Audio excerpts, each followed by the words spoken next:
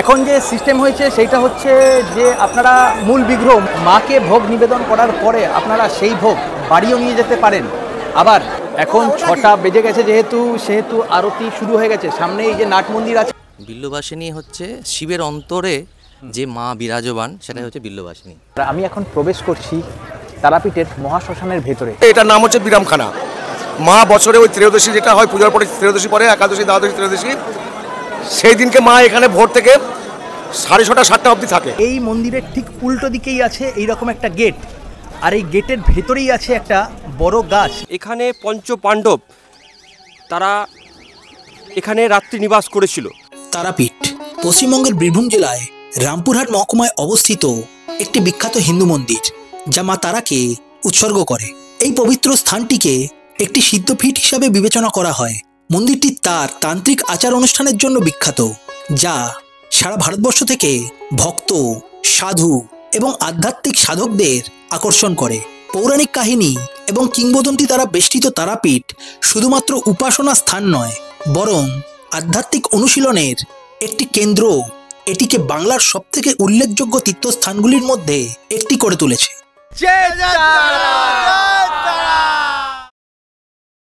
এখন টাইম হয়েছে রাত 1:10। আর আজকে এই সময় আমি এমন একটা জায়গায় দাঁড়িয়ে আছি যেই জায়গায় প্রত্যেকটা মানুষের ট্র্যাভেল শেষ হয়। আর এই জায়গা থেকেই আমি আজকে শুরু করছি আমার আরেকটা পর্ব। টাইম হয়েছে এখন 8:09 আর আমি এই সময় আছি শিয়ালদা স্টেশনে। শুরু করছি আরও একটা নতুন পর্ব। অনেক দিনের ইচ্ছা ছিল যাব তারাপীঠ, আর পুরো তারাপীঠ আপনাদের ঘুরিয়ে দেখাবো। আজকে সেই সুযোগ হয়েছে, আপনাদের আমি পুরো তারাপীঠ ঘুরিয়ে দেখাবো। এখন যাব টিকিট কাউন্টারে। আজকে কিন্তু কোনো রিজার্ভেশন কম্পার্টমেন্টে আমি টিকিট কাটিনি, আজকে পুরোটাই যাব জেনারেল কম্পার্টমেন্টে। এখন গিয়ে টিকিট কাটবো, টিকিট কাটার পরে যে ট্রেন পাবো সেই ট্রেনেই উঠে পড়বো। সামনে এই যে টিকিট কাউন্টার, ভিড় আছে, লাইন আছে। এখান থেকে দেখছি টিকিট কেটে নিচ্ছি। রামপুরহাট, হ্যাঁ এক্সপ্রেস। টিকিট কাটা হয়ে গেল, টিকিট নিল মোটামুটি এখান থেকে আপনার রামপুরহাট পর্যন্ত 100 টাকা। 100 টাকা নেওয়ার মানে হচ্ছে অন্যান্য এক্সপ্রেস ট্রেন হলে 85 টাকা নেয়, যেহেতু এটা সুপারফাস্টে সেই কারণে চার্জ নিয়েছে, 100 টাকা নিয়েছে।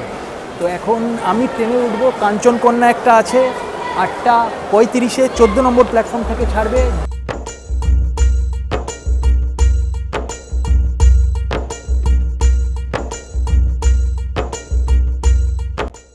নটা 15-তে আছে হাটে বাজারে, সেটা 12 নম্বর প্ল্যাটফর্ম থেকে ছাড়বে।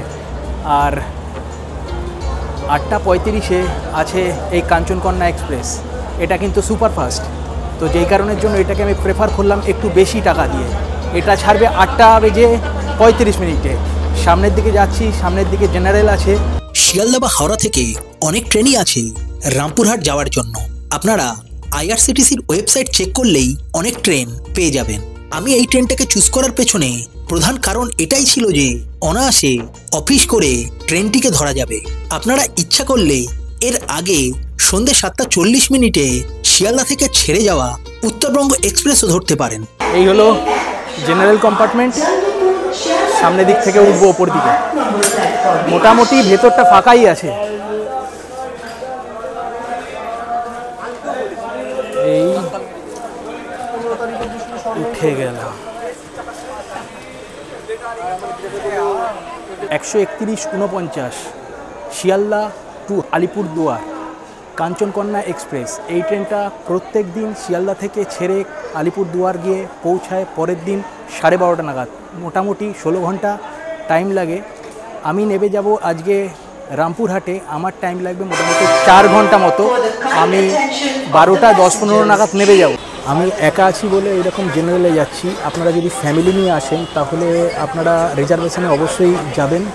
রিজার্ভেশনের ভাড়া এখান থেকে মানে শিয়ালদা থেকে রামপুরহাট পর্যন্ত মোটামুটি 165 থেকে 170 টাকা পর্যন্ত নেবে। টাইম এখন 8:35।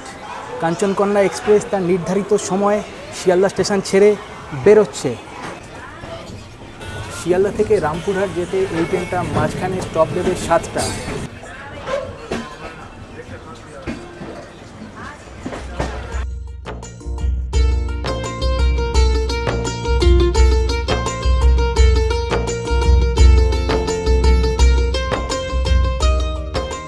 টাইম এখন 9:34 আর আমি পৌঁছালাম আমার গন্তব্যের 3 নম্বর স্টেশন কামারকুণ্ডুতে। মোটামুটি 2 মিনিট এখানে হল্ট ছিল, ট্রেন এখন বেরিয়ে যাচ্ছে আর 10 মিনিট মতো ট্রেনটা লেট আছে।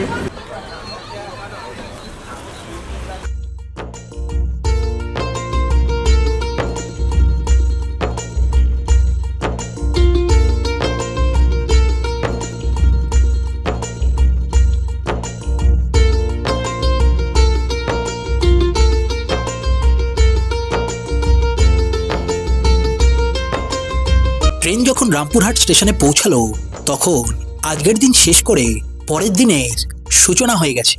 টাইম এখন 12:25 আর আমি 213 কিলোমিটার পথ অতিক্রম করে পৌঁছে গেলাম রামপুরহাট স্টেশনে। এবার এই ওভারব্রিজ ধরে ওপরে উঠছি, ওপরে উঠে আমি যাব ডান দিকে।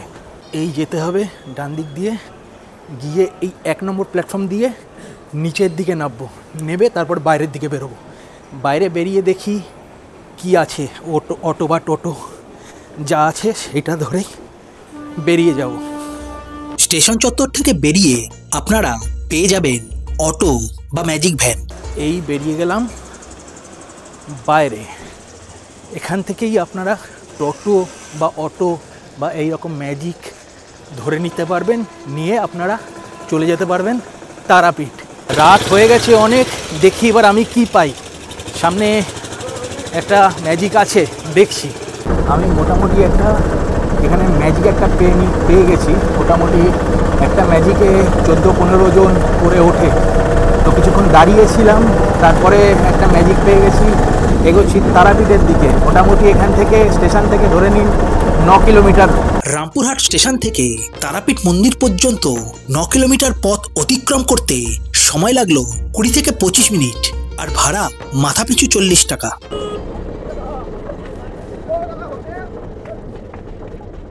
টাইম এখন 11:55 আর আমি পৌঁছে গেলাম স্টেশন থেকে তারাপীঠে। আপনি যদি স্টেশন থেকে তারাপীঠ বলেন আমি যাব, তাহলে আপনাকে এই জায়গাটাই নামিয়ে দেবে। সামনে এদিকে এখন রাত হয়ে গেছে, আমি দেখাচ্ছি না বা আপনারা দেখতে পাবেন না বা বুঝতে পারবেন না, কালকে আমি দেখাবো। এই পাশটা আছে হচ্ছে দ্বারকা রিভার, আর তার উল্টো দিকেই আছে মা তারা সরণি, ওই সাইডটা আছে। যে বাড়ি থেকে আসার সময় থেকে ভাবছি চায়ে চুমুক দেবো, কিন্তু একদম টাইম করে উঠতে পারছিলাম না। এখানে নেবে আগে চায়ে চুমুক দেবো, তারপরে ঢুকবো ওই গলির ভেতরে, মা তারা সরণির ভেতরে। এই চা। আর এখানে কিন্তু একটুখানি ঠান্ডা আছে। আপনারা যারা এই সময়টা আসবেন তাহলে কিছু ঠান্ডার জিনিসপত্র নিয়ে আসতে পারেন। রাত অনেক হয়ে যাওয়ায় তাড়াতাড়ি 1 কাপ চা খেয়ে আমি এগিয়ে গেলাম আমার আগে থেকে বুক করা রুমের দিকে। আপনারা যারা তারাপীঠের উদ্দেশ্যে এখানে আসবেন বা মন্দিরে পুজো দেওয়ার উদ্দেশ্যে এখানে আসবেন, তারা কিন্তু এই যে মা তারা সরণি, এই গলিটার ভেতরেই যে হোটেলগুলো আছে এইখানেই কিন্তু থাকবেন। এইখানেই এর ভেতরেই আছে মন্দিরটা, তো আপনাদের অনেকটাই কাছাকাছি হয়ে যাবে। টাইম এখন 1:10 আর আমি মন্দির থেকে একটুখানি জাস্ট 500 মিটার দূরত্বে একটা রুম, খুব ভালো রুম, আমি দেখাচ্ছি আপনাদের রুমটা। সেই রুমে চলে এলাম। আমি বলতে আমরা কেন বলছি তার পেছনেও কারণ আছে, আর যেই কারণটা আমি আজকে এই পর্বে একা নই, আমার সঙ্গে আছে আগের পর্বে যাওয়া হাগনেরা। জয় তারা, জয় তারা, জয় তারা। সবাই মিলে আমরা কালকে ঘুরবো তারাপীঠ। আমি আপনাদের রুমটা একটুখানি দেখিয়ে দিচ্ছি। এই যে সামনে আমাদের এই রুম, আর তার সামনেই এরকম একটা ব্যালকনি আছে, আর এই ব্যালকনি সুন্দরভাবে টাইলস করা, পুরো চারিদিকে টাইলস, এপাশে গ্রিল লাগানো আছে। আর এইটা দিয়ে আমরা ঢুকছি এই রকম সামনের দিকের রুমে ঢুকলে আমরা যেহেতু 4 জন আর আমি একজন, 5 জন আছি। এই 5 জনের জন্য নেওয়া হয়েছে এই ডবল বেডের 2টো বেডরুম, মানে 2টো বেড। এখানে একটা ডবল বেড, ওই সাইডে একটা ডবল বেড। ওপরে আছে এসি, ফ্যান, প্লাস এত সুন্দরভাবে কারুকার্য করা আছে। এই পুরো হচ্ছে রুম। আর হচ্ছে বাথরুমটা একটুখানি দেখে নিন। এই হলো বাথরুম মোটামুটি ভালোই পরিষ্কার। ওপরে গিজারও আছে, আর এদিকে বেসিন পেয়ে যাবেন। আর এদিকে আরেকটা জিনিস দেখিয়ে দিই, এদিকে টিভিও আপনারা দেখতে পেয়ে যাবেন। এই রুমটাতে যেহেতু এসি আছে, সেই কারণের জন্য আমাদের কাছ থেকে নিয়েছে 1200 টাকা। আপনারা এই রুমটাকে নন এসিও নিতে পারেন, সেক্ষেত্রে আরেকটু দাম কমতে পারে। Good morning. আজকে 8 তারিখ আর আমি এখন দাঁড়িয়ে আছি হোটেলের সামনে। কালকে রাত্রে অনেক রাত হয়েছে, মানে শুতে শুতে অনেক রাত হয়ে গেছিলো, যেই কারণের জন্য আমাদের এখন বেরোনোটা একটু লেট হয়ে গেল। এখন বাজে 10:13 মতো, আর এখন আমি বেরোবো, মানে আমরা বেরোবো। আমরা একটু ঘোরার প্ল্যানটাকে একটুখানি চেঞ্জ করে নিয়েছি। আমরা ফার্স্টে পুজো দেবো না, আমরা ফার্স্টে সাইট সিন করবো, তারপরে রাত্রিবেলা যদি পুজো দিতে পারি পুজো দেব, নইলে কালকে সকালবেলা আমরা পুজো দেব। এই যে সামনে হচ্ছে এই হোটেলটাতেই আমরা আছি, ভালো হোটেল মোটামুটি। কালকে আপনাদের রুম টুমগুলো দেখালাম। আর এই যে গলিটা আছে, এই গলিটা দিয়ে সামনেই হচ্ছে মেন রোডটা পাবেন, আর এই গলির ভেতরেই এইরকম প্রচুর হোটেল টোটেল আপনারা পেয়ে যাবেন। আমাদের সব সাঙ্গপাঙ্গরা বেরোচ্ছে, আর তার আগে আমি একটুখানি হোটেলে গিয়ে হোটেলের যে ওনার আছে তাদের সঙ্গে আমি আপনাদের একটুখানি কথা বলিয়ে দিই। এই হচ্ছে হোটেলের রিসেপশন আছে, হোটেল শান্তিনিকেতন, আর ওখানে দাদা বসে আছে। আমি একটুখানি জেনে নিই রুমের কি রেট ফেট আছে বা কী ধরনের রুম টুম আছে। ডাবল বেড আছে, 3 জন থাকা যায়। ওটার রেট হচ্ছে 500 টাকা, non AC non geyser. Geyser AC হলে ওর সঙ্গে, গিজার হলে 100 টাকা চাপে, আর এসি হলে 300 টাকা চাপবে। আচ্ছা। আর 4 বেড আছে, 700 টাকা রেট, নর্মাল রেট 700 টাকা। এবার ওকেশনে 200-100 টাকা কম বেশি হয়, ঠিক আছে। কেউ যদি এসি রুম যদি কেউ নিতে চায়, এসি রুম আছে। এসি রুমের ডাবল বেড হলে 300, মানে এমনি 500-600 ডাবল বেডের রেট, তাতে 200-300 টাকা বাড়বে। ওকেশনে একটু কম বেশি হয়, হোলিতে একটু বেশি, হ্যাঁ। তারপর ভাদ্র মাস আলাদা, এইরকম হয় আর কি। আচ্ছা, ঠিক আছে। আপনার কোনো কার্ড ফার্ড আছে কি? কার্ড আছে, একটু দিয়ে দিন। হোটেল শান্তিনিকেতন, এই হলো কার্ড। এখানে যে নাম্বার আছে আমি ডেসক্রিপশানে দিয়ে দেবো। আপনারা আসলে অবশ্যই এই হোটেলে আসবেন, ভালো হোটেল। রুম টুমগুলো তো আপনারা দেখে নিলেন। এখন এখান থেকে আমরা বাইরের দিকে বেরোচ্ছি, বেরিয়ে কিছু খাওয়া দাওয়া করব, সকালবেলা ব্রেকফাস্ট খেয়ে আমরা একটা অটো বা টোটো বুক করে সাইট সিনগুলো আগে করে নেব। পরিকল্পনা এটাই ছিল যে সকালবেলা ব্রেকফাস্ট করে একটা টোটো বুক করে তারাপীঠের সাইট সিন দেখা এবং সন্ধ্যাবেলায় মায়ের মন্দিরে মায়ের আরতি দেখা। এই জায়গাতে আপনারা সমস্ত ধরনের হোটেল বা খাবার দাবার জায়গা টায়গা সাইট সিন করার জন্য অটো বা টোটো সমস্ত কিছু পেয়ে যাবেন। তো এখানে কোথাও কোনো রকম কোনো অসুবিধা হবে না। এই সামনে দাস সুইটস, এইখানেই আমি এখন ঢুকছি। এখানে সকালবেলা খাওয়া দাওয়া করব, করে তারপরে আপনারা বেরোবো। এই দাস সুইটস,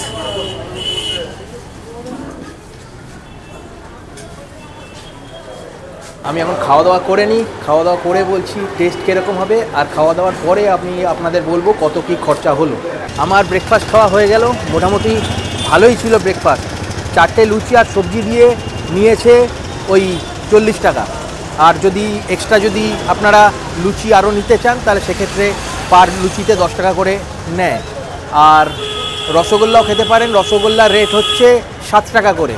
এবার বেরোবো সাইট সিনের জন্য টোটো বা অটো করে, দেখছি কি পাওয়া যায়। এই হলো সামনে ব্রিজ, ওপারেই হচ্ছে মায়ের মন্দির, যেটা মাতারা সরণি দেখালাম। আর এই হলো দ্বারকা নদী, এখন শুকিয়ে গেছে জল, বর্ষাকালে এই নদীতে জল পাওয়া যায়।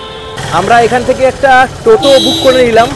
কালকে আমি এই জায়গাতে দাঁড়িয়েছিলাম, মানে নেমেছিলাম রাত্রিবেলা, একদম ফাঁকা ছিল। আজকে প্রচণ্ড ভিড়, প্রচণ্ড জমজমাট জায়গা, আর হবেই। তার কারণ হচ্ছে আজকে শনিবার, আজকে হচ্ছে লোকজন আসবে পুজো দেবে। এখন এখান থেকে যাচ্ছি সাইট সিনের জন্য। কোথায় কি সাইট সিন করব আপনারা গিয়ে দেখতে পাবেন, আর কত কি খরচা হলো আপনাদের পরে বলে দিচ্ছি। পশ্চিমবঙ্গের বীরভূম জেলার রামপুরহাট থেকে প্রায় 20 কিলোমিটার দূরে অবস্থিত বীরচন্দ্রপুর। আর এই বীরচন্দ্রপুরেই আছে একচক্র গ্রাম বা একচক্রধাম। মহাভারতের পঞ্চপাণ্ডবদের নির্বাসনের সময় তাদের একচক্রে থাকার কথা বলা হয়েছে। এছাড়া স্থানটি গৌড়ীয় বৈষ্ণব ঐতিহ্যের অন্যতম প্রধান ধর্মীয় ব্যক্তিত্ব নিত্যানন্দ মহাপ্রভুর জন্মস্থান হিসাবেও বিখ্যাত। গ্রামটি প্রায় 8 মাইল এলাকা জুড়ে উত্তর থেকে দক্ষিণে প্রসারিত। কিংবদন্তি অনুসারে কুরুক্ষেত্রের যুদ্ধে কৃষ্ণ তার ভক্ত অর্জুনকে বাঁচাতে কোনো পক্ষ না নেওয়ার প্রতিজ্ঞা ভঙ্গ করেছিলেন। তখন তিনি অর্জুনের সাথে লড়াই করতে আসা ভীমকে আঘাত করার জন্য চাকা নিয়ে ছুটে যান। সেই সময় ভীম অনেক সুন্দর প্রার্থনা দিয়ে তাকে সন্তুষ্ট করেছিলেন এবং কৃষ্ণ তার ক্রোধ হারিয়ে চাকাটিকে ফেলে দেন। চাকাটি এই একচক্র গ্রামের জমির ওপর পড়ে। তারপর থেকে এই গ্রামের নামকরণ করা হয় একচক্র গ্রাম। মহাভারতে এটিও সেই জায়গা বলে বিশ্বাস করা হয় যেখানে বকাসুর থাকতেন, যাকে ভীমের দ্বারা হত্যা করা হয়। তবে পুরো ভারত জুড়ে বেশ কয়েকটি জায়গা রয়েছে যা একচক্র হিসাবে পরিচিত। টাইম এখন 11:27 আর আমরা পৌঁছে গেলাম বীরভূমে অবস্থিত বীরচন্দ্রপুর গ্রামে। আর এখানেই আছে, মানে এটাকে মন্দির নগরী অ্যাকচুয়ালি বলা হয়। আর আমাদের প্রথম যে গন্তব্য সেইটা হচ্ছে ইসকন মন্দির। দারুণ অপরূপ সুন্দর এই ইসকন মন্দির। ভেতরে যদি ক্যামেরা অ্যালাউ করে আমি আপনাদের ভেতরে নিয়ে গিয়ে দেখাচ্ছি, নইলে বাইরে থেকে আমি আপনাদের এই ইসকন মন্দির দেখিয়ে দিচ্ছি। এই হলো মন্দিরে ঢোকার গেট, সামনেই আছে মন্দির। আপনারা যদি কেউ এখানে এসে প্রসাদ খেতে চান তাহলে এখান থেকে এই হচ্ছে কুপন কাউন্টার। এই গেটের বাইরে থেকে গিয়ে এখান থেকে আপনাকে কুপন কাটতে হবে। আর যদি এখানে আপনারা যদি থাকতে চান তাহলে এরকম রুম বুকিং আছে। এই নাম্বারটা একটুখানি দেখে নিন, এই যে নাম্বারটা, এই নাম্বারে আপনারা এইখানে রুম বুকিং করে এইখানে আশেপাশে থাকতে পারেন। গীতাতে টোটাল 18টা অধ্যায় থাকে, পুরো 18টা অধ্যায় এর মধ্যে পাবেন। 18টা অধ্যায় মিলিয়ে গীতাতে টোটাল 700টা শ্লোক থাকে, পুরো 700টা শ্লোকই এর মধ্যে রয়েছে। এটা মনে করুন কত অধ্যায় বেরিয়েছে, অধ্যায় 6, শ্লোক সংখ্যা 34। এই যে চঞ্চলং হি মনো কৃষ্ণ প্রমাদ হি বলভদ্রীণ, এটা তো সংস্কৃত উচ্চারণ শ্লোকগুলো। এখন এটা বোঝা যাবে, দেখুন চঞ্চলং মানে চঞ্চল, হি মানে নিশ্চিতভাবে, মনো মন, কৃষ্ণ হে কৃষ্ণ, এভাবে শব্দার্থ করে দেওয়া আছে। তারপরে দেখুন বাংলায় অনুবাদ। এবার আমি আপনাদের দেখিয়ে দিই এই ইসকনের যে কর্মসূচি কি আছে, পুরো চার্ট দেওয়া আছে। আপনারা একবার চার্টটাকে পজ করে দেখে নেবেন কবে কখন কোন সময় কি হয়, আরতি বা মঙ্গল আরতি, ভগবত পাঠ। আপনারা এই ইসকন মন্দির দর্শন করতে আসলে এই সময়ের মধ্যে আসতে হবে, তাহলে আপনারা ভেতরে গিয়ে দর্শন করতে পারবেন।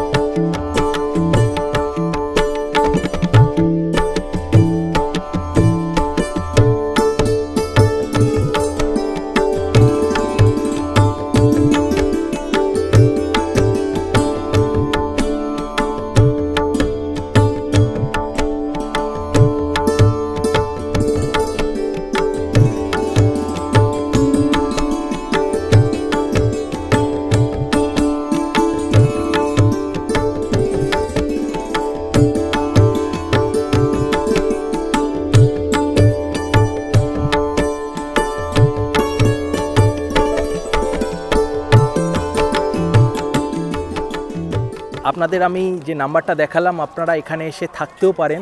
সেই নাম্বারে কল করলে আপনারা যদি এখানে থাকতে চান তাহলে এই যে থাকার জায়গা, আপনারা এই জায়গায় থাকতে পারেন। হয়ে গেল আমার ইসকন মন্দির ঘোরা। এবার এখান থেকে বেরোবো, বেরিয়ে আরও একটা মন্দিরের দিকে যাব। ইসকন মন্দির থেকে বেরিয়ে আমাদের পরের গন্তব্য ছিল নিতাই বাড়ি বা একচক্রধাম।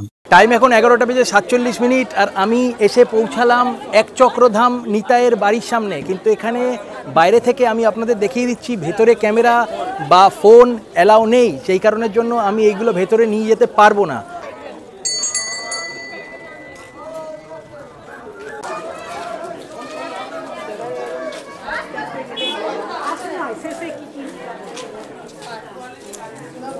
আপনারা যদি এই নিতাইয়ের বাড়িতে এসে যদি প্রসাদ গ্রহণ করতে চান তাহলে করতে পারেন। সামনেই আছে হচ্ছে অফিস।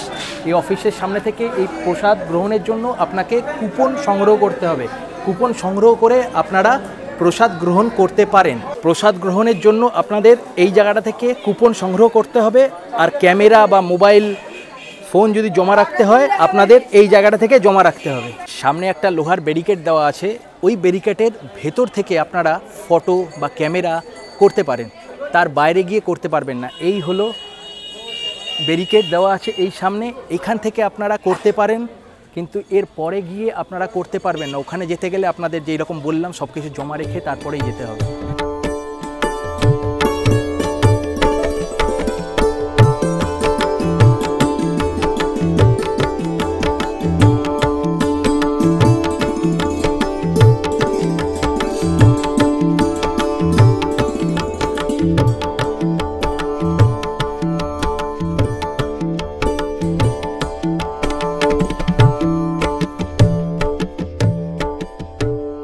হয়ে গেল আমাদের নিতাইয়ের বাড়ি দেখা। দারুণ লাগলো কিন্তু ভেতরটা, আপনারা আসলে অবশ্যই ভেতরে একবার ঘুরে যাবেন। টাইম এখন 12টা বেজে 10 মিনিট আর আমি চলে এলাম গৌরী মঠের সামনে। মানে এখানের এই এরিয়াতে প্রচুর মন্দির আছে, পুরো পরপর পাশাপাশি সব মন্দিরগুলো। এই সামনেটা দিয়ে প্রবেশ পথ, আর এখানেও আপনারা ঘর ভাড়া পেয়ে যাবেন যদি আপনাদের মনে হয় এখানে আপনারা থাকবেন। এই যে যোগাযোগ করার জন্য এই নাম্বার দেওয়া আছে, আপনারা পজ করে দেখে নিতে পারেন। আর এই সবগুলো আছে, এগুলোই হচ্ছে আপনাদের ঘর ভাড়া দেওয়ার জায়গা। আর এই হলো গৌরী মঠ। কেমন লাগছে? জয় মা তারা, জয় মা তারা, হরে কৃষ্ণ।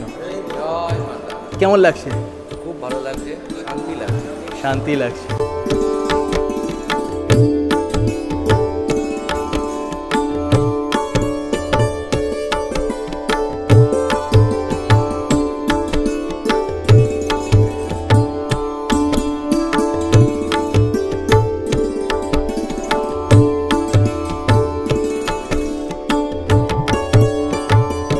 সারা ব্রহ্মাণ্ডের মালিক হচ্ছে নিতাই।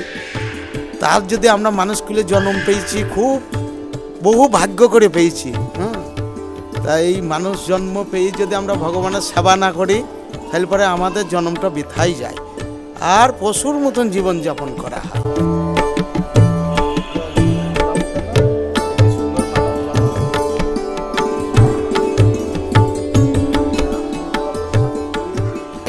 দেখে আপনারা এক্ষুনি বেরোলাম, বেরিয়ে এই মন্দিরের ঠিক উল্টো দিকেই আছে এইরকম একটা গেট। আর এই গেটের ভেতরেই আছে একটা বড় গাছ, বেদি করা গাছ। এই গাছেরও একটা মাহাত্ম্য আছে। এই মাহাত্ম্য আমরা পার্থদার কাছ থেকে জেনে নেব। পার্থদা, এই গাছের মাহাত্ম্যটা কি আছে একটু বলো। গাছের মাহাত্ম্যটা আমরা যতটুকুটা আমি পৌরাণিক কাহিনীটা শুনেছি, যে গাছটা খুব জাগ্রত গাছ। আমাদের যে মহাপ্রভু নিত্যানন্দ ছিলেন, উনার জন্মের পর যে নাভি, সেই নাভি এই গাছের তলায় পোতা হয়েছে। তাই জন্য এই জায়গাটাকে বলা হয় নিত্যানন্দ মহাপ্রভুর নাভি পোতা গাছ। গৌরী মঠ দেখে আমরা বেরোলাম, বেরিয়ে এর পাশ দিয়েই একটা গলি ঢুকে যাচ্ছে। সেই গলিটা দিয়ে আমরা এগোচ্ছি সামনের দিকে। যাব হচ্ছে বকাসুর, মানে পঞ্চপাণ্ডব যেখানে রাত্রি নিবাস করেছিল সেই জায়গায়। চলুন গিয়ে দেখাচ্ছি সেই জায়গা। এই সামনের এই গলিটা দিয়ে যেতে হবে, কিছুটা গেলেই সেই জায়গা আমরা দেখতে পাবো। বীরভূম জেলার বীরচন্দ্রপুর গ্রামে এত সুন্দর সুন্দর যে জায়গাগুলো আছে, আমি তো না আসলে বিশ্বাসই করতে পারতাম না। অবশ্যই আপনারা যারা তারাপীঠে পুজো দিতে আসবেন, একদিন অবশ্যই রাখবেন এই জায়গাগুলো ঘুরে দেখার জন্য। সামনে হচ্ছে সেই জায়গা, আমরা চলে এসেছি। আর এই জায়গার মাহাত্ম্য আমরা জানবো হচ্ছে পার্থদার কাছ থেকে। বলো পার্থদা। হাই ভিউয়ার্স, এটা হচ্ছে, এর নাম হচ্ছে নিধুবন বৈষ্ণব মঠ। এর একটা পৌরাণিক কাহিনী আছে, যেটা আমি শুনেছি, যতটুকুটা জানি সেটা হচ্ছে এখানে পঞ্চপাণ্ডব তারা এখানে রাত্রি নিবাস করেছিল এবং এই গ্রামের মানুষরা বকাসুর নামে এক অসুরের অত্যাচারে খুব অতিষ্ঠ ছিল। এই বকাসুরকে আমাদের পঞ্চপাণ্ডবের ভীম তাকে বধ করে এই গ্রামবাসীকে তার অত্যাচার থেকে মুক্তি দিয়েছিল। এই পৌরাণিক কাহিনীটা আমি জানি, তাই এই জায়গাটা খুব তার একটা মাহাত্ম্যই আলাদা। দুঃখের বিষয় যে এখানেও ভেতরে ক্যামেরা এলাও নেই বা ক্যামেরা বা ফটো এলাও নেই, যে কারণের জন্য আমি ভেতরে আর ঢুকতে পারলাম না। এখান দিয়ে আপনাদের দেখিয়ে দিচ্ছি, এই যে সামনে মন্দির আছে, ভেতরে ঢোকা যাবে না। আপনারা আসলে অবশ্যই এই জায়গাটাকে একবার ঘুরে দেখে নেবেন। হয়ে গেল মন্দিরটা ঘোরা। আপনারা এখানে আসলে অবশ্যই এই জায়গাটাকে একবার দর্শন করে যাবেন। ভেতরে আছে ব্যাসদেব মুনি আর তার দুই পাশে আছে পঞ্চপাণ্ডব এর মূর্তি করা। দারুণ লাগবে কিন্তু ভেতরে একটা গাছও আছে, গাছের নিচে বসবেন, দারুণ লাগবে। টাইম এখন 12টা বেজে 40 মিনিট আর আমি পৌঁছে গেলাম হাটুগারা মন্দিরের সামনে। এই মন্দিরের একটা বড় মাহাত্ম্য আছে, বড় গল্প আছে। সেটা কি গল্প আপনাদের আমি জানাচ্ছি। এই মন্দিরটা অ্যাকচুয়ালি 500 বছরের পুরনো, তবে মন্দিরটা রেডি নেই। এখানে মন্দিরের সবাই মিলে দান করছে, করার পরে ওখানে আমি আপনাদের দেখিয়ে দেব মন্দিরটা রেডি হচ্ছে বা তৈরি হবে। এইবার আমরা জেনে নিই এই মন্দিরটা আর এই সামনের এই পুকুরটার কি মাহাত্ম্য আছে। সামনে পুকুরের সামনে একটা ত্রিশূলও দেখতে পাচ্ছি, এটারও কি মাহাত্ম্য আছে এটাও আমরা পার্থদার কাছ থেকেই জেনে নেব। এই জায়গাটার নাম হচ্ছে হাঁটুগড়া মন্দির। এখানে বাঁকা রায় প্রভু তার অন্তর্ধান স্থান আছে। কথিত আছে যে শ্রী চৈতন্য মহাপ্রভুর মা গঙ্গা স্নান করতে চেয়েছিলেন, কিন্তু সে সময়ে গাড়ি ঘোড়ার প্রচণ্ড অভাব ছিল, সেটা আমরা আগেই জানি, ইতিহাস থেকে জানতে পেরেছি। তো মহাপ্রভু তার সমস্ত আহ্বানে এখানে মা গঙ্গাকে ডেকেছিলেন। এই কথিত আছে যে এই নদী, এই পুকুরের আশেপাশে যতই বন্যা, যতই জল হোক না কেন, এর যে ত্রিশূল মানে একটা ওখানে একটা মন্দির আছে, কখনো এই মন্দিরটার চূড়া দেখা যায়, কখনো এই মন্দিরটার চূড়া জলে ডুবে যায়, কিন্তু এই ত্রিশূল কিন্তু কখনো জলে ডুববে না। যতটুকুটা আমি জানি আপনাদের সাথে শেয়ার করলাম। আপনারা এখানে আসলে অবশ্যই এই জায়গাটা থেকে একবার ঘুরে যাবেন। আর এই যে পুকুরটা আপনাদের দেখালাম, এই পুকুরের জলও নাকি খুব পবিত্র, বাড়িতে রাখলে নাকি খুব ভালো হয়, মঙ্গল হয়। আর এখানকার এই মন্দিরটা নতুনভাবে তৈরি করছে, একটু আগে আপনাদের বললাম, দানের মাধ্যমে। যারা এখানে আসবেন 5 টাকা 10 টাকা দান দিতে পারেন, কারণ কি এই মন্দিরটা এখন হাফ ছাদ হয়ে পড়ে আছে, তো মন্দিরটা পুরোপুরি রেডি হবে, তো সেটা আমাদের জন্য অনেক ভালো, আমরা এসে আবার দেখতে পাবো। তো আমি আপনাদের দেখাই সেই জায়গাটা কীরকম ধরনের মন্দিরটা হবে। এই যে সামনে এই যে মন্দিরটা হচ্ছে রেডি, আর এই হলো ছাদ মন্দিরের হয়ে আছে। এখানে যে যত দান দেবে আস্তে আস্তে মন্দিরটা রেডি করছে। আর মন্দিরের স্ট্রাকচারটা হবে ঠিক এই রকম ধরনের একটা স্ট্রাকচার হবে, দারুণ স্ট্রাকচার। আর এই হলো ছাদ পর্যন্ত পড়ে আছে। আসুন আমরা মন্দির কর্তৃপক্ষের কাছ থেকে কিছু কথা শুনে নিই। জয় শ্রীকৃষ্ণ। আপনারা দর্শন করলেন সেই হাঁটুগাড়া জানুকুণ্ড এবং ওনার নতুন মন্দির এখানে প্রতিষ্ঠা হচ্ছে।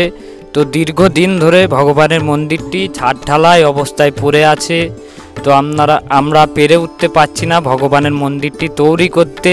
তো তার জন্য ভক্তদের কাছে আমরা সামান্য একটু করে দান ভিক্ষা করছি, এবং এই চ্যানেলের মাধ্যমেও আপনাদেরকে জানানো যাইতেছে আপনারা ভগবানের মন্দিরের জন্য যেমন পারবেন একটু করে সাহায্য করে যাবেন।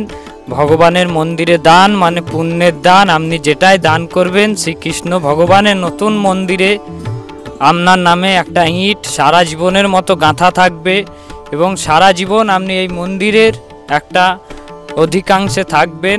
শ্রী ভগবানের মন্দিরে দান মানে পুণ্যের দান। আসুন আপনাদের হাত ধরে ভগবানের মন্দিরের নির্মাণ কার্যটি আবার পুনরুজ্জীবিত হোক, তাই সবাই মিলে একটু করে সাহায্য করুন। এবং এই ভিডিওতে আপনাদেরকে আমাদের ভগবানের মন্দিরের যে ব্যাংক অ্যাকাউন্ট নাম্বার সেটা দেওয়া হবে, এবং ফোনপের কিউআর কোড দাদা ভাইয়ের ভিডিওর মাধ্যমে আপনারা পেয়ে যাবেন। ওর সাহায্যে আপনারা ভগবানের মন্দিরের জন্য দান ভিক্ষা পাঠান, এবং দাদা ভাইয়ের ভিডিওটা সবার কাছে শেয়ার করে দেন, সকল হিন্দু সনাতনীর কাছে, যেন তারাও দেখে ভিক্ষা দেওয়ার সুযোগ পায়। টাইম হয়েছে এখন 1টা বাজে, আর আমি এইমাত্র পৌঁছে গেলাম জগন্নাথ দেবের মন্দিরের সামনে। এই যে হচ্ছে গেট ঢোকার, এখান থেকে আমরা ভেতর দিকে ঢুকবো।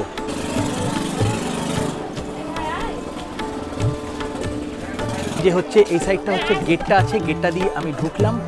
ঢুকে গেট থেকে ঢুকে গিয়ে ডান হাতে একটা মন্দির পড়বে, মন্দিরটা আমি আপনাদের দেখাচ্ছি। এই যে হচ্ছে সেই মন্দির, শ্রী শ্রী নিত্যানন্দ প্রভুর পিতা হারাই পণ্ডিতের পাতাল শিব মন্দির। এইটা হচ্ছে সেই শিব মন্দির।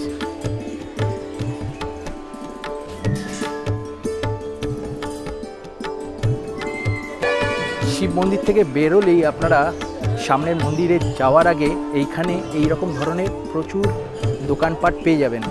সেখানে বিভিন্ন ধরনের জিনিস বিক্রি হচ্ছে, বাচ্চাদের জিনিস থেকে আরম্ভ করে এরকম একতারা টাইপের বা ফটো এইসব জিনিসপত্র বিক্রি হচ্ছে।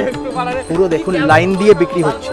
একটুখানি এগিয়ে আসলেই আপনারা দেখতে পাবেন ডান দিকেই আছে জগন্নাথ দেবের মন্দির। এই হলো মন্দির, কিন্তু আমি ভেতরে ঢুকবো না, তার কারণ হচ্ছে ভেতরে ক্যামেরা অ্যালাউ নেই। আপনাদের দেখাতে গেলে বাইরে দিয়েই দেখাতে হবে।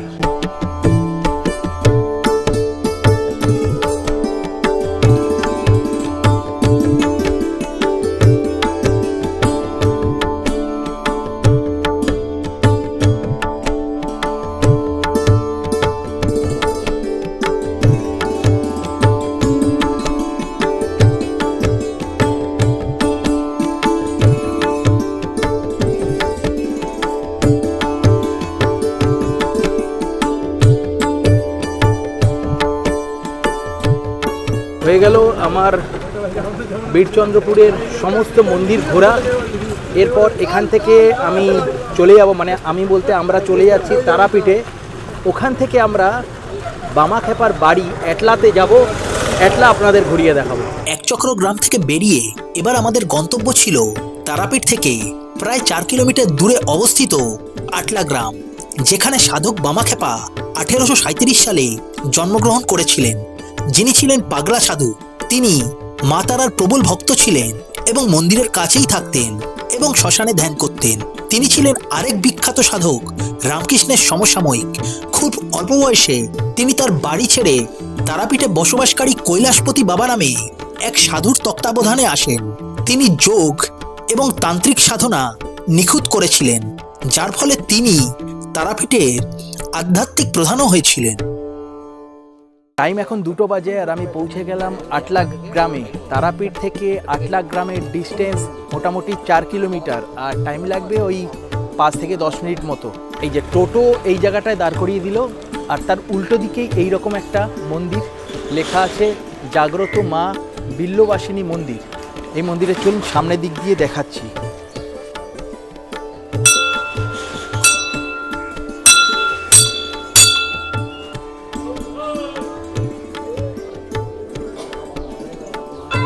ভেতরে ঢুকে এলাম এই বিল্লবাসিনী মা কালীর মন্দিরে। এখানে ঢুকলে কিন্তু আপনাকে ভেতর দিয়ে একবার মা কালীকে প্রদক্ষিণ করে আসতে হবে।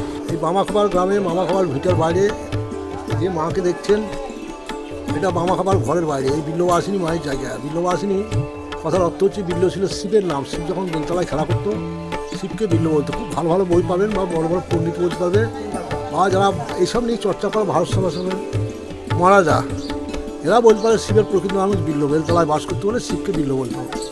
তারপরে শঙ্কর, শম্ভু, ভোলানাথ, আসন্ন নানান নাম আছে। শিবের অন্তর যিনি বাস করেন তার নাম বিল্লবাসিনী। এক কথায় মা দুর্গায় 108 নামের শিশুকালের নাম বিল্লবাসিনী। এখানে যা দেখছেন, এখানে দক্ষিণাকালী লুক আছে, আর বেনারস আছে মা দুর্গা লোক আছে। এবং এই বিল্লবাসিনী হচ্ছে তান্ত্রিক, এই মা হচ্ছে খুব জাগ্রত। এই বামাখ্যাপা ঘরের বাইরে যে মাকে পুজো করতো, সেই মা কালী। এই 26 কাঠা ভিটের ভেতর 200 জায়গা অন্নপূর্ণা দেবী ভারতবর্ষের যত হিন্দু আছে সকলকে দান করেছিলেন বামাখ্যাপার স্মৃতির উদ্দেশ্যে। বামাখ্যাপা ছিল জ্যাঠা রামচরণের 4 কন্যা, ছোটো কন্যাটা এখানে বসবাস করতেন। তার নাম হচ্ছে অন্নপূর্ণা। আমরা দেখেছি উনি তখন বিধবা, আমরা তখন ছেলে মানুষ। তাই অন্নপূর্ণার নির্দেশিত জায়গায় ওই হরিপাল থেকে এক সাধু আসছিলেন, জ্ঞানাদার ভোরে বামাখ্যাপার মানুষ করতেছিলেন। উনি ভক্ত শিষ্যকে নিয়েছে এবং আমাদের এই এলাকার বিশিষ্ট ব্রাহ্মণের বাস। আদ্য মধ্য কাব্য স্মৃতিতীর্থ বড় বড় পণ্ডিত ছিলেন, তারা সব ভিক্ষা শিক্ষা করে অন্নপূর্ণা দেবীর নির্দেশিত জায়গায় ওই মন্দির তৈরি করেছিলেন। এবং কাশী থেকে ওই সচল শিব নিয়ে এসে অন্নপূর্ণা দেবীর নির্দিষ্ট জায়গায় দেখবেন এক কোণে প্রতিষ্ঠা আছে। ওইটাই ছিল অন্নপূর্ণা দেবীর জ্যাঠা, ওকে বামাখ্যাপা বলে। এবং বাকি জায়গাটা অন্নপূর্ণা দেবীর 6 ছেলে 6টা বাড়ি। বাকি জায়গাটা অন্নপূর্ণা দেবীর কিন্তু 6টা ছেলে নিয়ে বসবাস করতেন এবং 6টা ভাগে ভাগ হয়েছে সেই জায়গাটা। এবার এরা এদের নিজের মতো সাজাচ্ছে, নিজের মতো বলছে, সেটা এদের ব্যক্তিগত ব্যাপার। ভিটাটা কিন্তু একটাই, কিন্তু কোথায় যে বামাখ্যাপা জন্মগ্রহণ করেছে, কীভাবে করেছে, সে কথা আজ পর্যন্ত আমরা জানি না। যদি কেউ জানে সে বলবে, কিন্তু আমাদের জানা নয়। হ্যাঁ, এইটাই পৈতৃক ভিটা। হ্যাঁ, এই 26 কালার ভিটা, পৈতৃক ভিটা বামাখ্যাপার ওই মন্দির নিয়ে সমস্তটাই। হ্যাঁ, একটাই ভিটা, একটাই ভিটা। মানে হয়তো 4টে ছেলে, 4টে ভাগ ভাগ হচ্ছে। আপনি বাবা একটা, আপনি কোথায় জন্মগ্রহণ কীভাবে করেছেন সেটা আপনার বাবা ছাড়া বলতে পারবে না। এবার আমরা যাচ্ছি বামাখ্যাপার ভিটাতে, তাই তো উনি যেটা বললো। আর এই বিল্লবাসিনী যে মন্দিরটা আছে, এটার মূল কথাটা কি বললেন? বিল্লবাসিনী মন্দিরের সেবায়ত আমাদের পুরোহিত মশাই যেটা বললেন, যে বিল্লবাসিনী হচ্ছে শিবের অন্তরে যে মা বিরাজমান, সেটাই হচ্ছে বিল্লবাসিনী। আর শিবের ছোটবেলার অপর নাম, মানে শিবেরই নাম হচ্ছে বিল্ল। বিল্ল মানে শিব ঠাকুর। এবার ওই মন্দিরের পাশেই আমরা এখন এলাম, মানে ওনার মতে এটা হচ্ছে বামাখ্যাপার পৈতৃক ভিটা। এইখানে ওর পরিবারের সমস্ত ভাইরা মিলে এই জায়গাটায় ওরা বসবাস করত। আমি আপনাদের দেখাচ্ছি সেই ভিটা। সামনে ওইদিকে হচ্ছে বিল্লবাসিনী মাতার মন্দির, আর তার পাশ দিয়ে এই রাস্তাটা দিয়ে একটুখানি এগিয়ে আসবেন, আসলেই দেখবেন বামাখ্যাপার পৈতৃক ভিটা, যেখানে পুরো ফ্যামিলি মানে পুরো পরিবার এই জায়গাতেই থাকতেন। এখানে ভেতরে ঢুকে ভিডিওগ্রাফি অ্যালাউ নেই বলে আমি আপনাদের ভেতরের ঘরটা দেখাতে পারলাম না। ভেতরে আমি ঘুরে এলাম, মোটামুটি পুরোটাই মাটির বাড়ি এখন থেকে গেছে। এই আরেকটা বাড়ি, এই বামাখ্যাপার মাটির বাড়ি, এর ভেতর দিয়ে আমরা এই ঢুকলাম।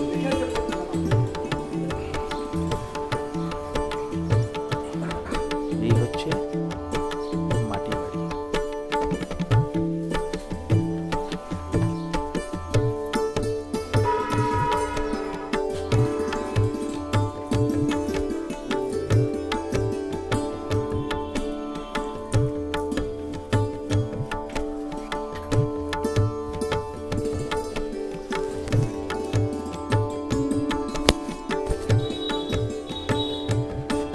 এই যে গলিটার সামনে দিয়ে এলাম, এই দিকেও একটা বাড়ি আছে, ওইখান থেকে একটা বাড়ি দেখে এলাম, ওই সাইডেও একটা মাটির বাড়ি দেখে এলাম, আবার এই গলিটা দিয়ে এসে এইটাও একটা বামাখ্যাপার পৈতৃক বাড়ি বলছে। এবার কোনটা আসল বাড়ি সেটা জানা যাচ্ছে না, কিন্তু আমরা সবকটা বাড়ি আপনাদেরকে ঘুরিয়ে দেখাচ্ছি।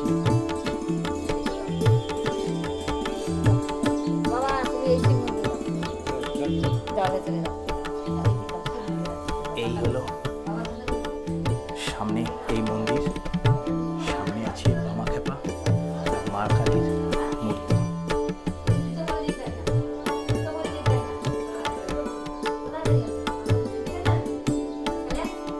সামনে দিয়ে বেরিয়ে আর একটুখানি আসলেই এটা হচ্ছে বামাখ্যাপার পৈতৃক বাড়ি।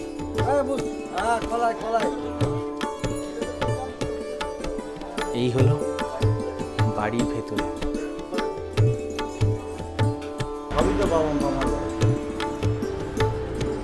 এই যে সামনে বামাখ্যাপার মূর্তি আছে।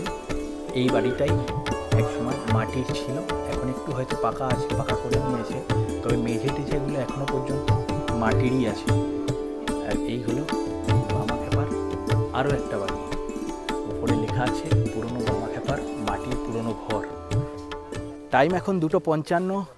আমি বীরচন্দ্রপুর ঘুরে এসে বামাখ্যাপার যে গ্রাম আছে সেই গ্রামেও ঘুরে এলাম, তার বাড়ি ঘরগুলো সমস্ত কিছু দেখে এলাম। মোটামুটি এই বেলায় আমার সাইট সিনের ভ্রমণ শেষ। আর এই সাইট সিন করতে গিয়ে যে আমাকে বা আমাদেরকে সাহায্য করেছে মানে খুব ভালোভাবে ঘুরিয়েছে, তার সঙ্গে আপনাদের পরিচয় করিয়ে দিচ্ছি। খুব ভালো ছেলে, বাচ্চা ছেলে, দারুণ ছেলে, যেভাবে বলিয়েছি সেভাবে ঘুরিয়েছে। আর আমরা প্রত্যেকটা জায়গায় দাঁড়িয়েছি, ভিডিও করেছি, ও কিন্তু কোনো রকম কোনো প্রোটেস্ট করেনি, একদম দারুণভাবে ঘুরিয়েছে।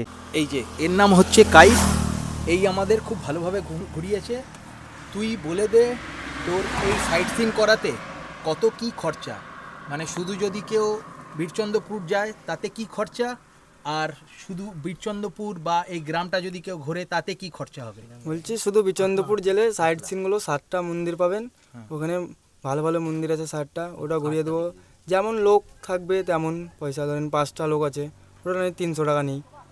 আর এই সাইডটা এনে ওটা 200 টাকা নিই 5 জন। আর কেউ যদি দুটো ঘুরতে চায় একসঙ্গে? দুটো একসঙ্গে ঘুরতে গেলে 450 দেবে। 450 দেবেন, ঠিক আছে। আর হচ্ছে 8 লাখ এটা। আর তোর হচ্ছে নাম্বারটা একটুখানি বলে দে। নাম্বারটা হলো 82 50 23 37 16।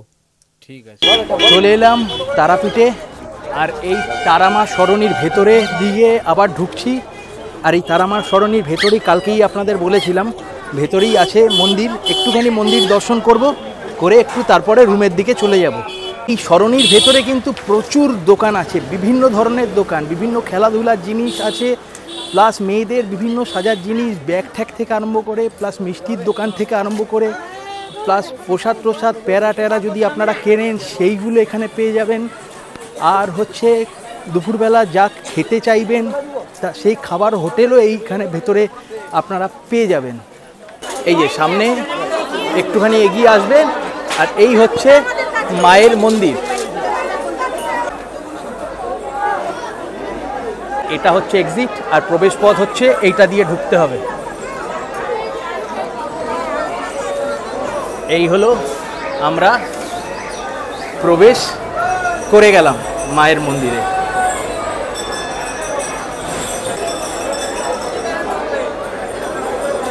এখন যে সিস্টেম হয়েছে সেইটা হচ্ছে যে আপনারা মূল বিগ্রহ, মায়ের যে মূল বিগ্রহের সামনে আপনারা ভিডিওগ্রাফি করতে পারবেন না। সামনে দিয়ে প্রচুর লাইন আছে, আর আপনাদের যদি ভিডিওগ্রাফি করতে হয় এই রকম ফাঁকা জায়গাগুলো দিয়ে আপনারা ভিডিওগ্রাফি করতে পারবেন। আর মোবাইল নিয়ে আপনারা যদি মোবাইল বা ক্যামেরা নিয়ে যদি ভেতর দিকে প্রবেশ করেন তাহলে ওখানে জমা রেখে আপনাদের পুজো দিতে হবে। আপনারা যদি মায়ের কাছে পুজো দিতে চান তাহলে দুইভাবে আসতে পারেন। একটা হচ্ছে এখানে পয়সা দিয়ে একটা লাইনে ঢুকতে পারেন, আর একটা হচ্ছে ফ্রিতে একটা লাইনে ঢুকতে পারেন। যে লাইনটা ফ্রিতে আছে ওই লাইনটাতে যদি আপনারা দাঁড়ান তাহলে আপনাদের 3-4 ঘন্টা সময় লাগবে মায়ের কাছে পৌঁছাতে। আর আপনারা যদি টাকার বিনিময়ে যদি লাইনে দাঁড়ান তাহলে তাড়াতাড়ি হয়ে যাবে, তবে আপনাদের টাকা পে করতে হবে।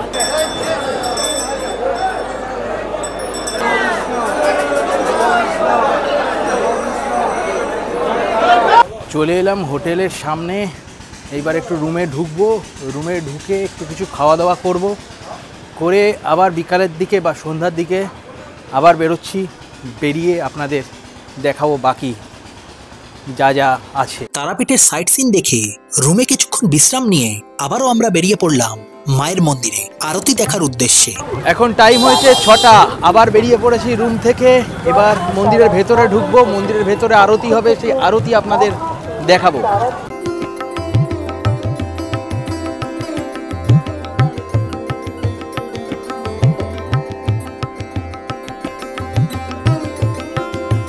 সকালের থেকে সন্ধ্যেবেলার পরিবেশটা আরো বেশি ভালো লাগছে। একেবারে আলোতে ঝলমল করছে। সকালবেলা একটা অন্য ধরনের পরিবেশ, রাত্রিবেলা একটা অন্য ধরনের পরিবেশ। দরকার জল, দরকার শর্করা, দরকার প্রোটিন, দরকার ফ্যাট, দরকার ফাইবার, দরকার। ঠিক একই রকম ভাবে আমাদের আত্মারও খাবার দরকার, জ্ঞান, সুস্থ। এই যে এই মন্দিরটা সাধক বামাখ্যাপার আশ্রম মন্দির, এই মন্দিরটা।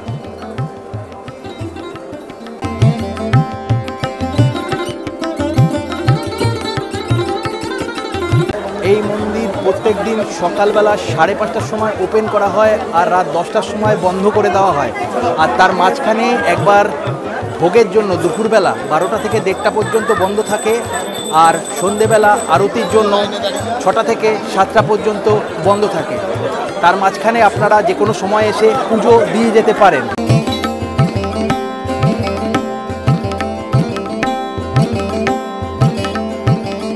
এখন 6টা বেজে গেছে সেহেতু আরতি শুরু হয়ে গেছে। সামনে এই যে নাট মন্দির আছে, এই মন্দিরে আরতি হচ্ছে। আমরা একটু লেট করে ফেললাম, যেই কারণের জন্য দেখতে পাবো কিনা জানি না, তবে চেষ্টা করছি। প্রতিদিন সন্ধ্যে 6টা থেকে 7টার মধ্যে হয় মায়ের আরতি। ভক্তরা এই নাট মন্দিরেই বসে অপেক্ষা করে মায়ের আরতি দেখার জন্য।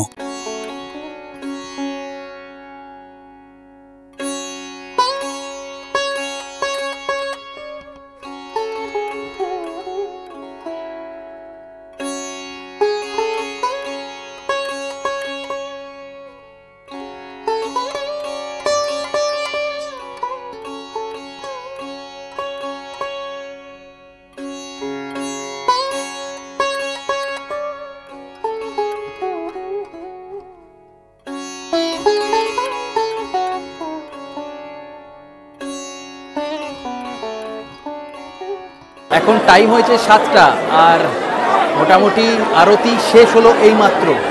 আপনাদের যদি তারাপীঠে এসে এই আরতি দেখতে হয় তাহলে আপনাদের 6টার আগে থেকে এসে এই যে নাট মন্দির আছে এইখানেই এসে বসতে হবে বা দাঁড়াতে হবে বা জায়গা করতে হবে। আর আপনারা যদি এখানে আসেন, আসার পর যদি মনে হয় যে আপনারা আরতি দেখবেন আর আপনারা যদি ভিড়ের মধ্যে অনেকটা দূরে পড়ে যান তাহলে অসুবিধা নেই। এখানে স্ক্রিন আছে, আমি দেখাচ্ছি স্ক্রিনগুলোকে। 2টো স্ক্রিন আছে, 2টো স্ক্রিনের মধ্যে কিন্তু আরতিটা পুরো দেখায়। এই যে সামনে যে স্ক্রিনটা আছে, এই স্ক্রিন আছে একটা, আর এদিকে আরেকটা স্ক্রিন আছে। এই 2টো স্ক্রিনের মধ্যে যতটুকুনি সময় আরতি হয় ততটুকুনি সময় দেখানো হয়। এখানে মা তারার মন্দির ছাড়াও আরও 2টো কি 3টে মন্দির আছে, সেটা হচ্ছে একদিকে এই দিকের হচ্ছে এই মন্দিরটা হচ্ছে শিবের মন্দির, আর আমার উল্টো দিকের এই মন্দিরটা হচ্ছে বিষ্ণু আর নারায়ণের মন্দির বা ষষ্ঠী মাতার মন্দিরও বলে। এইখানে হচ্ছে আমরা এক্ষুনি আরতি দেখলাম এই মন্দিরটাতে, আর এই মন্দিরটার উল্টো দিকেই একখানা মন্দির আছে। এই মন্দিরের কিছু মাহাত্ম্য আছে, তো আমরা ঠাকুরমশাইয়ের কাছ থেকে একটু জেনে নিই কী মাহাত্ম্য আছে। মাহাত্ম্য বলতে গেলে এটার নাম হচ্ছে বিরামখানা। মা বছরে ওই ত্রয়োদশী যেটা হয়, পুজোর পরে ত্রয়োদশী পরে একাদশী, দ্বাদশী, ত্রয়োদশী, সেই দিনকে মা এখানে ভোর থেকে 6:30 7টা অবধি থাকে। তারপরে এখান থেকে নিয়ে যাওয়া হয় গর্ভগৃহে, ওখানে মায়ের আরতি হয়। ওই বছরে একটা দিন এখানে সবাই পুজো টুজো করে, ফুল দিয়ে প্রণাম সব কিছু করে। ওই মা একটা দিনের জন্যে গর্ভগৃহ থেকে এসে এখানে বিরামখানায় থাকে। আপনারা যারা তারাপীঠে এসে পুজো দিতে চান বা হোমযজ্ঞ কিছু করতে চান তাহলে আপনারা করতে পারেন। এই সাইডেও আমি দেখতে পাচ্ছি এরকম হোমযজ্ঞ হচ্ছে, এখানে কোনো পুরোহিত বা পান্ডা ধরে আপনারা এইগুলো করে নিতে পারেন। সামনে এই রাস্তা দিয়ে আসলে সামনে একটা পুকুর বা পুষ্করণী টাইপের দেখতে পাবেন এই সামনেটা, আর এদিকেও সমস্ত ধরনের পুজো অর্চনা হয়। আপনারা যদি কেউ আসেন তাহলে এইরকম পুজো অর্চনা করতে পারেন। এই পুকুরটার কি মাহাত্ম্য আছে আসুন জেনে নিই পুরোহিতের কাছ থেকে। এটা একটা মায়ের জীবেদগন্য ঘাট, মায়ের এখানে স্নান হতো। এটা জীবেদগন্য ঘাট, মরা মানুষ বাঁচিয়েছিল, জিন্দা হয়েছিল, ঠিক আছে। এই যে আপনারা যদি নর্মাল বা জেনারেল লাইন দিতে চান বিনা পয়সায়, তাহলে ওইখান থেকে লাইনটা চালু হয়ে গিয়ে এইভাবে আসছে, এসে এইভাবে নামছে, নেবে এই লাইনটাই এই রকমভাবে সোজা গিয়ে চলে গিয়ে ওই সাইডটা যাচ্ছে, ওই সাইডের থেকে মন্দিরের ভেতরে প্রবেশ করছে। আর আপনারা যদি 500 টাকা দিয়ে লাইনে ঢোকেন তাহলে অনেকটাই টাইম কম লাগছে। এই পুকুরটার উল্টো দিকেই একটা লাইন চলছে একদম হালকা করে, ওই লাইনটা এইরকম সোজা আসছে, এসে মন্দিরের দিকে ঢুকছে। আমার মনে হয় যে ভগবানের দর্শন করব একটুখানি কষ্ট করে দর্শন করাটাই বেটার। পয়সা করি না দিয়ে এই রকম লাইনে যদি আপনি কষ্ট করে দর্শন করতে পারেন তাহলেই সেটাকে আমার মনে হয় আসল দর্শন। এই যে এটা হচ্ছে আপনাদের ফ্রি দর্শন, এই লাইনটাই একদম উপরে গিয়ে মায়ের মন্দিরের কাছে যাচ্ছে। আর এই যে এই দিক থেকে যে লাইনটা আসছে এই লাইনটা হচ্ছে পয়সার বিনিময়ে মায়ের মন্দিরের কাছে যাচ্ছে।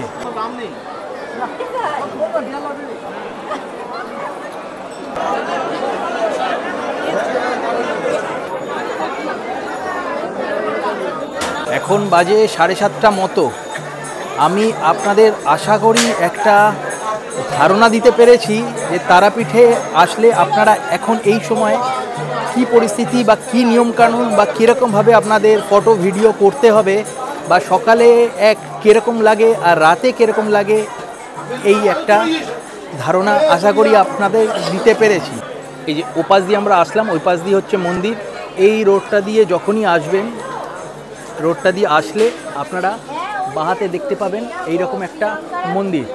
মন্দিরে লেখা আছে হচ্ছে বামা নিকেতন, যেটা স্থাপিত 1356 সালে। আর এটাই হচ্ছে সেই মন্দির। ভেতরে ঢুকবো না, বাইরে থেকে আপনাদের আমি দেখিয়ে দিচ্ছি। এখানে অ্যাকচুয়ালি সমস্ত মন্দিরগুলোই এই বামাখ্যাপার সঙ্গে কিন্তু যুক্ত আছে। তো সকালবেলা তো আপনাদের আমি দেখালাম বামাখ্যাপার গ্রাম, এখন এই বামাখ্যাপার মন্দির, এরপরে বামাখ্যাপার সমাধিস্থল যেটা মহাশ্মশানে আছে, তারাপীঠ মহাশ্মশানে সমাধিস্থল, সেটাও গিয়ে আপনাদের আমি দেখাবো। এখন বাজে 7:30। এখন আমি মন্দির দেখে বেরোলাম, বেরিয়ে আমি এখন রুমে যাচ্ছি। রুমে কিছুক্ষণ রেস্ট নিয়ে আবার আমরা বেরোবো। বেরিয়ে আমরা যাব, মানে আপনাদের দেখাতে নিয়ে যাব রাতের তারাপীঠের মহাশ্মশান কেমন হয় সেটা। আপনারা যদি সন্ধেবেলায় কিছু খাবার দাবার বা কিছু টিফিন করতে চান তাহলে এখানে এসে করে নিতে পারেন। ওইদিকে হচ্ছে মা তারা সরণি আছে, আর মা তারা সরণির উল্টো দিকেই একটা গলি আছে। এই গলির ভেতরে ঢুকে যাবেন। এই গলির ভেতরে ঢুকে গেলে আপনারা পেয়ে যাবেন চা, পেয়ে যাবেন মুড়ি, পেয়ে যাবেন চপ টপের দোকান পেয়ে যাবেন। টাইম এখন 11:11, আর আমি এখন প্রবেশ করছি তারাপীঠের মহাশ্মশানের ভেতরে। দেখি গিয়ে রাতের বেলা কীরকম অবস্থায় থাকে মহাশ্মশান, আর আপনাদেরও দেখাই। এই হলো রাতের মহাশ্মশান। রাত 1টায় তারাপীঠের মহাশ্মশানে আসার কারণ এটাই যে আপনাদের সামনে শ্মশানের রাতের চিত্রটা তুলে ধরা।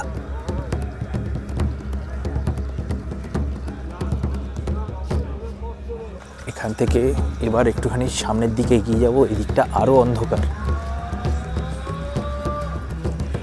কিছু দেখতে পাওয়া যাচ্ছে না, অত্যন্ত থমথমে পরিবেশ।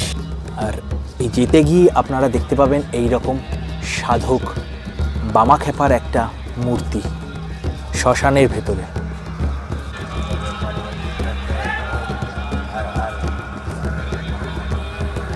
এখন টাইম প্রায় 12টা, আর আমরা মহাশ্মশানের ইলেকট্রিক চুল্লির সামনে দাঁড়িয়ে আছি। এই যে সামনে গেট বন্ধ আছে, আর সামনেই আছে ইলেকট্রিক চুল্লি।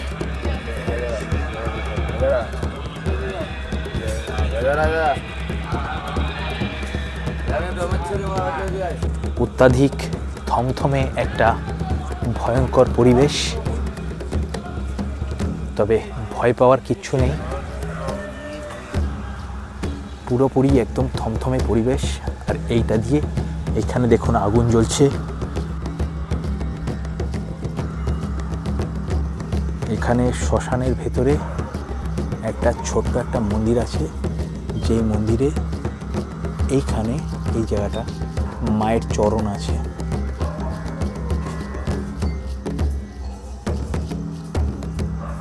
এই যে মন্দিরটা দেখতে পাচ্ছেন, এই মন্দিরটা হচ্ছে সাধক বামাখ্যাপার সমাধি মন্দির। এই মন্দিরটা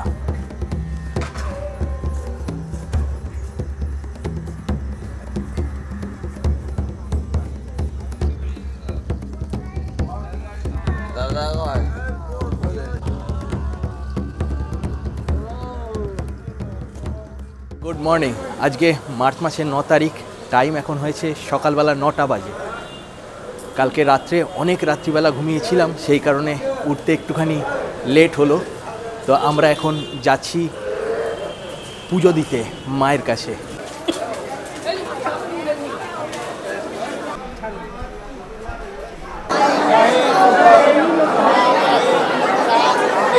এখন মন্দিরে প্রচণ্ড ভিড় আছে, সামনে যে লাইনটা দেখতে পাচ্ছি সেটা প্রচণ্ড।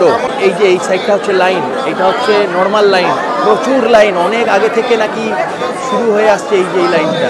তাই আমরা 4 জন মিলে বা 5 জন মিলে এইখানেই এই নাট মন্দিরেই পুজো দিলাম।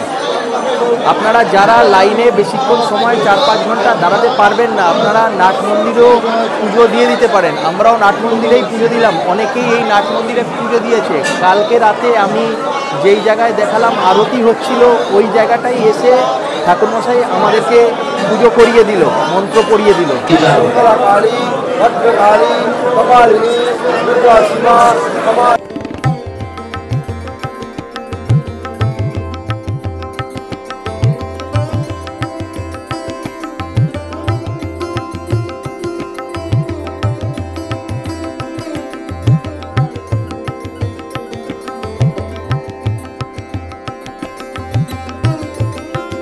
মন্দিরটি ভারতের পশ্চিমবঙ্গ রাজ্যের বীরভূম জেলায় অবস্থিত 13শো শতাব্দীর একটি প্রাচীন হিন্দু মন্দির, যা হিন্দু ধর্মের 10টি মহাবিদ্যার মধ্যে একটি।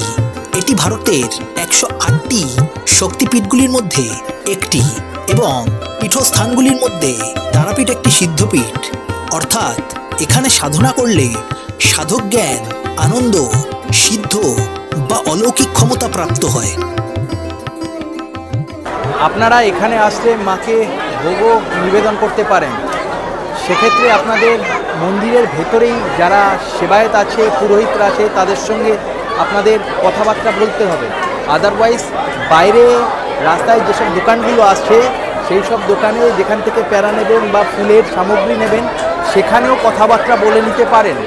এখানে ভোগের প্রাইস শুরু হয় 1100 টাকা থেকে, তারপর আপনাদের ওপর ডিপেন্ড করছে আপনারা কত দূর পর্যন্ত, মানে কতটা খরচা করবেন। মাকে ভোগ নিবেদন করার পরে আপনারা সেই ভোগ বাড়িও নিয়ে যেতে পারেন। আবার এখানে যারা পুণ্যার্থী আছে তাদের কাছে দানও করতে পারেন। মাকে ভোগ দিতে গেলে আপনারা নিরামিষও ভোগ দিতে পারেন বা মাংস বা মাছ দিয়েও ভোগ দিতে পারেন।